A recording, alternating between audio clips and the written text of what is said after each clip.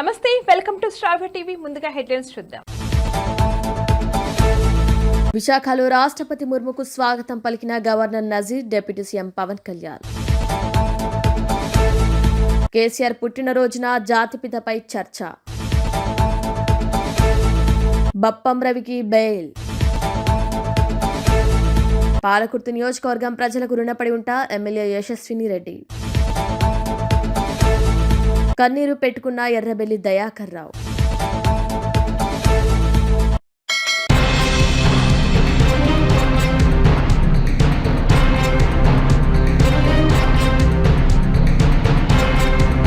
Thorrur chairman ఎన్నికపై స్పందించిన మాజీ మంత్రి ఎర్రబెల్లి దయాకర్ రావు కన్నీరు పెట్టుకున్నారు. చైర్మన్ ఎన్నిక నిర్వహించిన తీరు పట్ల అసహనం వ్యక్తం చేశారు. నేను 45 ఏళ్లుగా రాజకీయాల్లో ఉన్నాను. నా రాజకీయ జీవితంలో ఇంత మోసం, ఇంత దగ ఎప్పుడూ చూడలేదు. ఇలాంటి కక్ష సాధింపు రాజకీయాలు చూస్తుంటే రాజకీయాల్లో ఉండాలా వద్దా అనిపిస్తుంది. వైఎస్ఆర్ హయాంలో కూడా ఇంత ప్రజాస్వామ్య విరుద్ధంగా వ్యవహరించిందే లేదు. నాకు బాధతో కన్నీళ్లు వస్తున్నాయి. ప్రజలు మాకు పట్టం కడితే ప్రభుత్వం మాత్రం అన్యాయం చేసింది. నన్ను, నా భార్యను ఎందుకు అరెస్ట్ చేశారు? తొర్రూరులో నా కార్యాలయానికి కూడా నన్ను వెళ్లనివ్వట్లేదు. ఇలాంటి సమానంగా అప్రజాస్వామికంగా చైర్మన్ ఎన్నిక నిర్వహించారు. విప్ రాజీ చేయాల్సిన నన్ను అక్రమంగా అరెస్ట్ చేసి పోలీస్ స్టేషన్ లో నిర్బంధించారు. మున్సిపాలిటీలోని మా అభ్యర్థులకు కోట్ల రూపాయలు ఆశ చూపినా మా కౌన్సిలర్లు లొంగలేదు.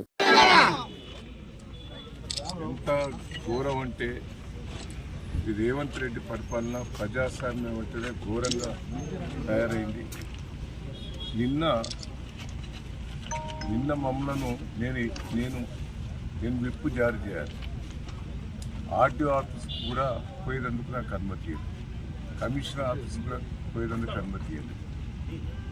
అదే అమెరికాకు సంబంధించిన సిటిజన్షిప్ ఉన్న ఝాన్సీ గారిని ఆర్టీఓ ఆఫీస్ పోయింది, కమిషనర్ ఆఫీస్ పోయింది, మున్సిపాలిటీలో వాళ్ళ దగ్గర కూడా పోయి ఒక్కొక్కరికి ₹1 ఇస్తాం, ₹2 ఇస్తామంటే మా వాళ్ళు ఎవరు కూడా అమ్ముకోలేదు.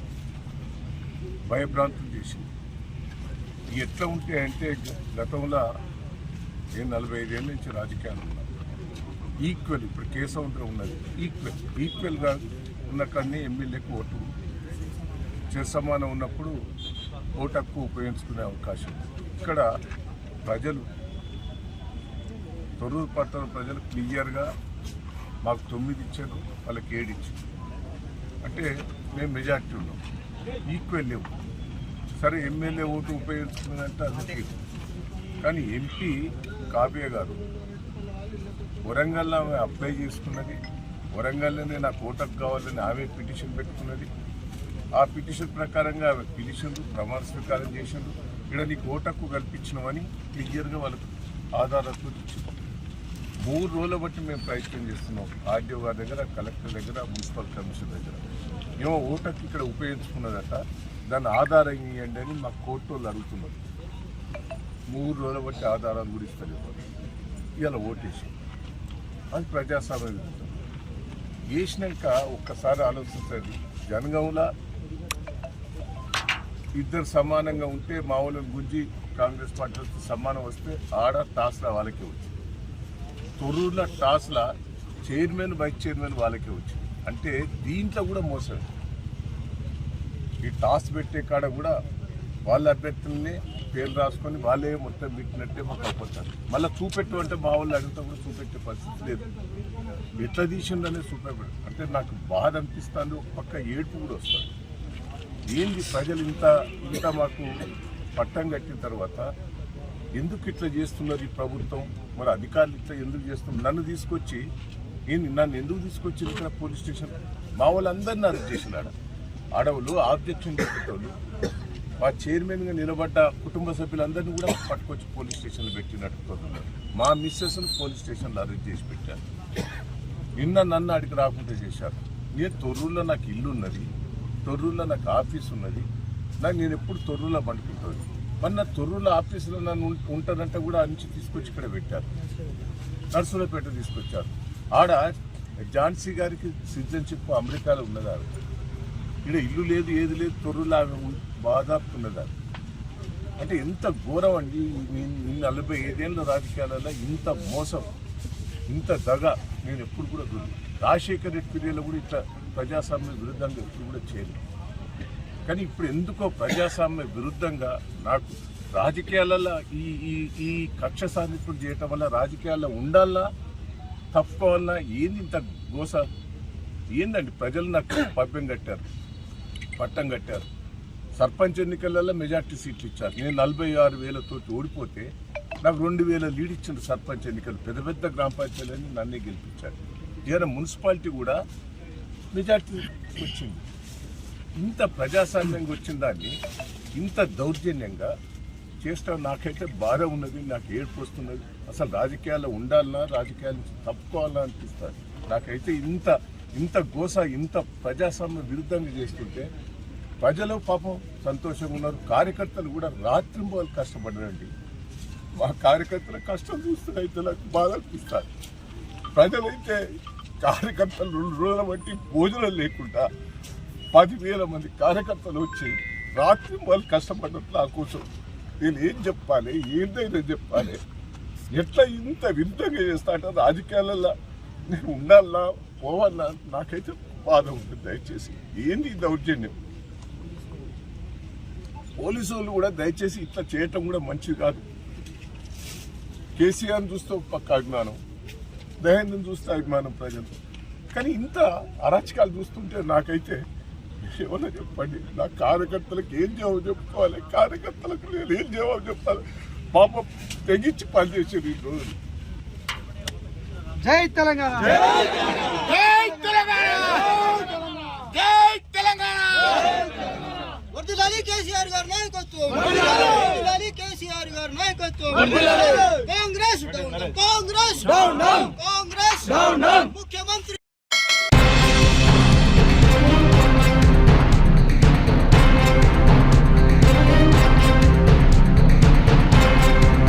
తిరుమల శ్రీవారి దర్శనానికి కుటుంబ సమేతంగా విచ్చేసిన రాజ్యసభ సభ్యుడు మరియు ఓబీసీ మోర్చా జాతీయ అధ్యక్షుడు డాక్టర్ కె లక్ష్మణ్ ను తిరుపతి అంతర్జాతీయ విమానాశ్రయం నందు బీజేపీ నాయకులతో కలిసి ఆత్మీయ స్వాగతం తెలియజేయడం జరిగింది. దీనికి హాజరైన రాష్ట్ర ఉపాధ్యక్షుడు కోల ఆనంద్, తిరుపతి జిల్లా అధ్యక్షుడు సమంచి శ్రీనివాసులు, జిల్లా ప్రధాన కార్యదర్శి బిడి బాలాజీ, రాష్ట్ర వన్య కుల క్షత్రియ డైరెక్టర్ జీపాలం తేజోవతి మరియు జిల్లా బీజేపీ యంత్రంగా బృందం, రేణిగుంట మండలం ప్రధాన కార్యదర్శి సొంగ పురుషోత్తం తదితరులు పాల్గొన్నారు.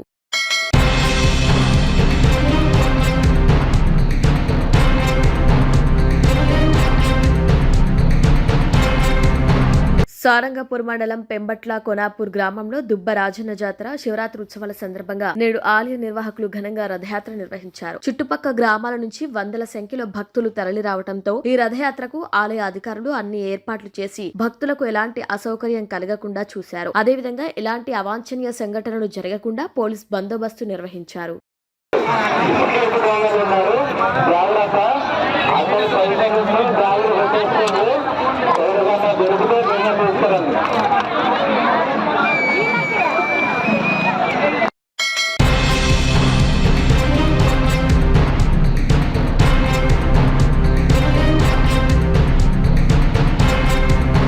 బీఆర్ఎస్ అధినేత కేసీఆర్ పుట్టినరోజును ఆ పార్టీ కార్యకర్తలు జరుపుకున్నారు. ఈ వేడుకల సందర్భంగా కూడా జాతిపిత అంశమే హైలైట్ అయింది. కేసీఆర్ తెలంగాణ జాతిపిత అని బీఆర్ఎస్ శ్రేణులు అభివర్ణించగా దానికి కౌంటర్ గా ముఖ్యమంత్రి రేవంత్ రెడ్డి చేసిన వ్యాఖ్యలు కూడా వైరల్ అయ్యాయి. కేసీఆర్ పుట్టినరోజున సీఎం రేవంత్ రెడ్డి కేసీఆర్ ఏ జాతికి జాతిపిత అని ఆయన ప్రశ్నించారు. తెలంగాణకు నిజమైన జాతిపిత ప్రొఫెసర్ జయశంకర్ అని, తెలంగాణ ఇచ్చిన తల్లి సోనియా గాంధీ అని రేవంత్ రెడ్డి స్పష్టం చేశారు. కేవలం ఒక కుటుంబం కోసం తెలంగాణ రాలేదని, కోట్లాది మంది ఆకాంక్షలు సోనియా గాంధీ నిర్ణయం వలనే రాష్ట్రం ఏర్పడిందని ఆయన గుర్తు చేశారు. రేవంత్ రెడ్డి వ్యాఖ్యలపై బీఆర్ఎస్ కార్యనిర్వాహక అధ్యక్షుడు కేటీఆర్ తీవ్రంగా మండిపడ్డారు. కేసీఆర్ పుట్టినరోజు వేడుకల్లో పాల్గొన్న ఆయన రేవంత్ రెడ్డి వైఖరిని తప్పుబట్టారు. తెలంగాణ సాధించిన ఉద్యమ నేతను అవమానించడం అంటే తెలంగాణ అస్తిత్వాన్ని అవమానించడమేనని ఆగ్రహం వ్యక్తం చేశారు. ఢిల్లీ నాయకత్వానికి బానిసలుగా మారిన వారు తెలంగాణ జాతిపిత గురించి మాట్లాడటం హాస్యాస్పదమని ఎద్దేవా చేశారు. పుట్టినరోజున కూడా రాజకీయ కక్ష సాధింపులకు పాల్పడటం రేవంత్ రెడ్డి సంకుచిత మనస్తత్వానికి నిదర్శనమని కేటీఆర్ వ్యాఖ్యానించారు. అధికారంలో ఉన్నప్పుడు జరిగే పుట్టినరోజు వేడుకలకు అధికారం పోయిన తర్వాత జరిగే వేడుకలు చాలా తేడా ఉంటుంది. ఆ తేడా కేసీఆర్ పుట్టినరోజున కూడా కనిపించింది. చాలా మంది నేతలు మున్సిపల్ ఎన్నికల పరాజయంలో కేసీఆర్ బర్త్డేను పట్టించుకోలేదు. పట్టించుకున్న వారు హైదరాబాద్ లోనే ఎక్కువగా ఉన్నారు.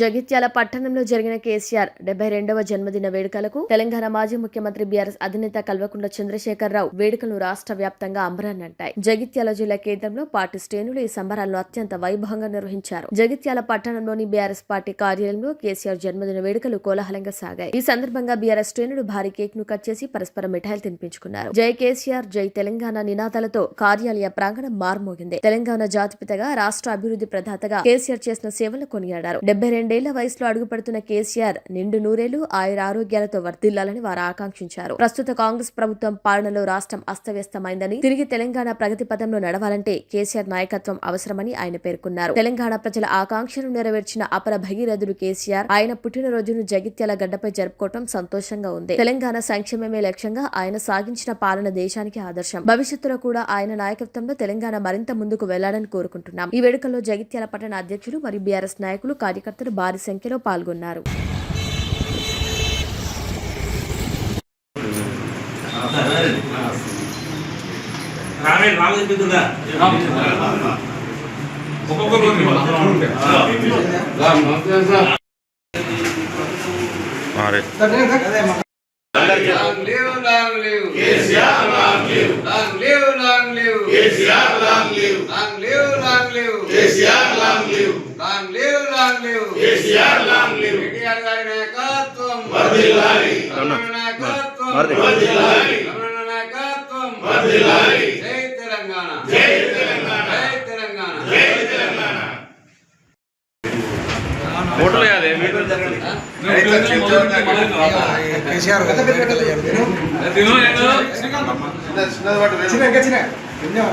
అది నేను తీసుకోరా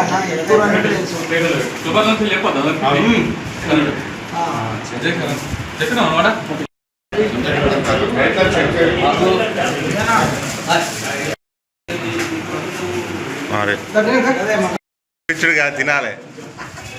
నిన్న రాత్రి కేక్ మస్తు. KCR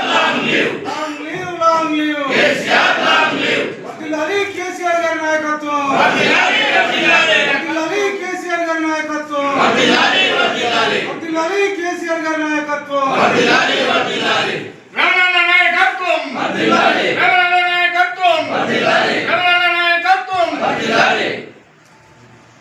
Long live, long live. KCR, long live. Long live, long live. KCR, long live. Jai KCR. Jai KCR. Jai KCR. Jai KCR. Jai Telangana.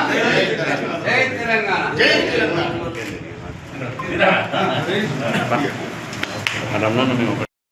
Jagtial పట్టణంలో బీఆర్ఎస్ కుటుంబ సభ్యులందరి తరపున మాజీ ముఖ్యమంత్రి వర్యులు కేసీఆర్ గారికి జిల్లా పార్టీ ఆఫీసుతో పాటు మన జగిత్యాల పట్టణంలో పురపాలికా సంఘంలో 50 వార్డులలో మరి వివిధ దేవాలయాల్లో కుటుంబ సభ్యులందరూ ఎల్ రమణ గారు మరియు దావసంతాశ్వరి వారి ఆధ్వర్యంలో మరియు కేక్ కట్ చేసి సంబరం జరపడం జరుగుతుంది. పట్టణ శాఖ తరఫున ధన్యవాదాలు తెలియజేస్తున్నాం. Thank you. జగిత్యాల పట్టణ మరియు పరిసర ప్రాంత ప్రజలు, మా జగిత్యాల నియోజకవర్గ ప్రజలందరూ కూడా తెలంగాణ ప్రదాత, తెలంగాణ జాతిపిత, ఉద్యమ నేత, గౌరవనీయులు మాజీ ముఖ్యమంత్రి కేసీఆర్ గారి 72వ జన్మదినోత్సవాన్ని పురస్కరించుకొని ఎమ్మెల్సీ ఎల్లమ్మ గారి కార్యాలయంలో కేక్ కట్ చేసి సంబరాలు జరుపుకోవడం జరిగింది. ఏ లక్ష్యం కొరకైతే తెలంగాణ ఉద్యమాన్ని ప్రారంభించి ఆ లక్ష్యాన్ని ముద్దాడి తెలంగాణ సాధించి తెలంగాణ స్వరాష్ట్ర ఆకాంక్షను బడుగు బలహీన వర్గాల సస్యశ్యామలమైన తెలంగాణ కొరకు నిర్విరామంగా కృషి చేసిన గౌరవనీయులు మాజీ ముఖ్యమంత్రి కేసీఆర్ గారి 72వ జన్మదినోత్సవం ఈరోజు జరుపుకోవడం జరిగింది. ఈరోజు గతంలో మేము కొన్నాటకాలలో పూజ చేసినాం. వారు ఆయురారోగ్యంతో ఉండాలని, తెలంగాణ ప్రజలకు మరింత సేవలు అందించి ఈ కాంగ్రెస్ పార్టీ రాక్షస పాలన నుండి మరింత విముక్తి కలిగించి ఏ తెలంగాణ సాధించాలనుకున్నామో సాధించిన తెలంగాణలో ఏం సాధించలేకపోతున్నామో, ప్రస్తుతం రాష్ట్రం అస్తవ్యస్తమై ఆర్థికంగా చితికిలబడ్డ ఈ రాష్ట్రాన్ని తిరిగి పురోగమనంలో నడవాలంటే కేసీఆర్ గారి నాయకత్వం అవసరమని భావిస్తూ వారికి భగవంతుడు ఆయురారోగ్యాలు ఇవ్వాలని మనస్ఫూర్తిగా కోరుకుంటూ జగిత్యాల జిల్లా ప్రజలందరి తరఫున మరియు మా కార్యకర్తలందరి తరఫున మరొకసారి జన్మదిన శుభాకాంక్షలు. ధన్యవాదాలు.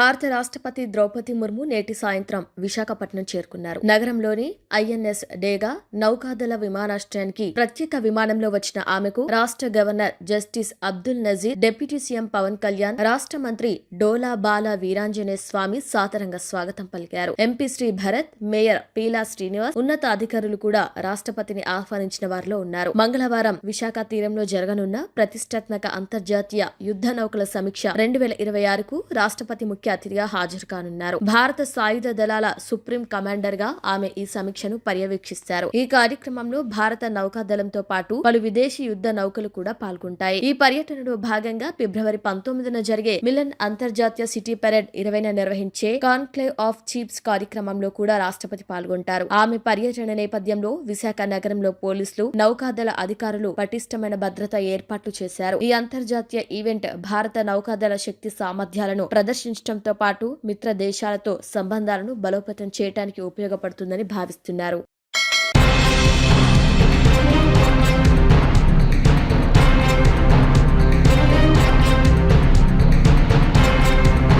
సినిమాల పైరసీ కేసులో అరెస్ట్ అయిన ఇమ్మడి రవికి షరతులతో కూడిన బెయిల్ మంజూరైంది. ప్రతిరోజు సీసీఎస్ ముందు హాజరవ్వాలని కోర్టు ఆదేశించింది. ఇంటర్నెట్ వాడొద్దని, వాడాలంటే పోలీసుల అనుమతి తీసుకోవాలని పేర్కొంది. పాస్పోర్ట్ ను కోర్టులో సబ్మిట్ చేయాలని, దేశం విడిచి వెళ్లొద్దని ఆంక్షలు విధించింది.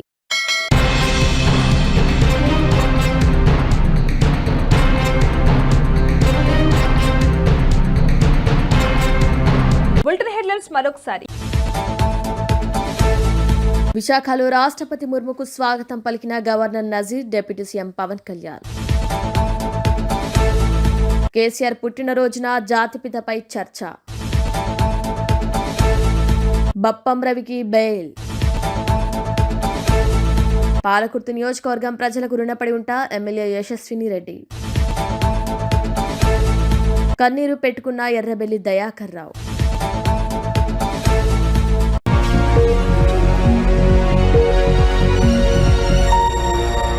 నమస్తే, వెల్కమ్ టు స్టార్ టీవీ. ముందుగా హెడ్లైన్స్ చూద్దాం.